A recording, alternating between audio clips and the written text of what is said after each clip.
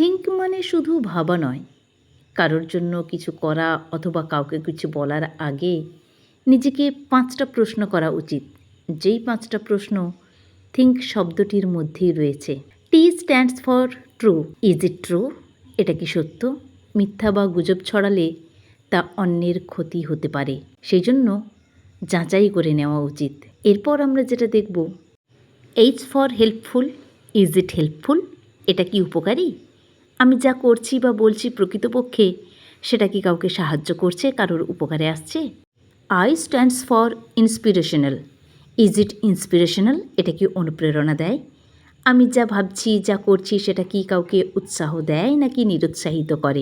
N stands for needful. Is it needful? এটা কি দরকারি? এটা কি প্রয়োজন আছে? কে স্ট্যান্ডস ফর কাইন্ডনেস। এটা কি সদয়? ভদ্রতা ও সদয় ব্যবহার আমাদের মূল শক্তি। আমরা যখন কারোর জন্য কোনো বিষয়ে চিন্তাভাবনা করি, ভাবতে থাকি, তখন তার জন্য সেই বিষয়টা কতটা প্রয়োজনীয়, উপকারী সেটা অবশ্যই ভেবে দেখা দরকার। ভিডিওটি ভালো লেগে থাকলে একটু ভালোবাসা দিয়ে উৎসাহিত করবেন। এই ধরনের আরও ভিডিও পেতে চ্যানেলটি সাবস্ক্রাইব করে পাশে থাকবেন। ধন্যবাদ।